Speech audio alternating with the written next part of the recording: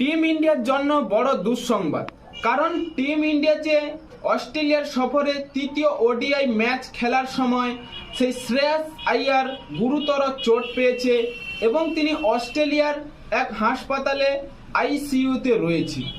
তার প্যারেন্টস অর্থাৎ তাদের পরিবারের খবর দেওয়া হয়েছে এবং তারা যাওয়ার জন্য তৈরি। শ্রেয়াস আইয়ার যে চোটটা পেয়েছে, সেই অ্যালেক্স ক্যারির ক্যাচ নিতে গিয়ে পিছনে দৌড়ে গিয়ে তিনি ক্যাচটা নিয়েছে এবং বলটা হাতে ছিল ঠিকই, তার বুকের পাঁজরে লেগেছে এবং বাঁ হাতি যে পাঁজরটা ছিল সেখানে গুরুতর চোট এবং কতটা ইনফেকশন হয়েছে সেটা আমাদের জানা নেই।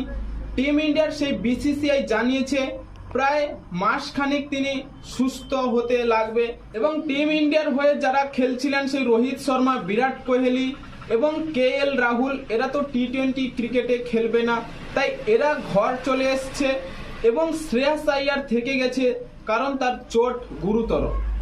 এবং শ্রেয়াস আইয়ার যে ওডিআই ফরম্যাটে একমাত্র ক্রিকেটার যিনি বিশ্বকাপে 500 রান করেছিলেন তার সেই ব্যাটের সুবাদে, তিনি যে ওডিআই ফরম্যাটে আমাদের জন্য টিম ইন্ডিয়ার হয়ে 4 নম্বরে খেলার কতটা গুরুত্বপূর্ণ সেটা সকলেই জানে। এবং টিম ইন্ডিয়া যে তৃতীয় ওডিআই ম্যাচে জয় পেয়েছে পুরোপুরি সেই শ্রেয়াস আইয়ারের ক্রেডিট, কারণ সেই অ্যালেক্স ক্যারি এবং তাদের যে ওপেনিং জুটিটা তৈরি করেছিল, সত্যি তারা যদি থেকে যেত।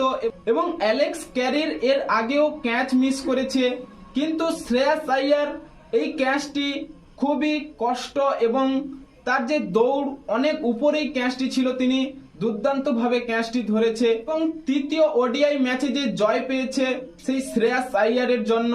কিন্তু চোট পেয়েছে, তিনি খেলতে পারেননি এবং তার যে চোট গুরুতর যেন না হয় সেটা সবার কাছে আমরা চাইছি।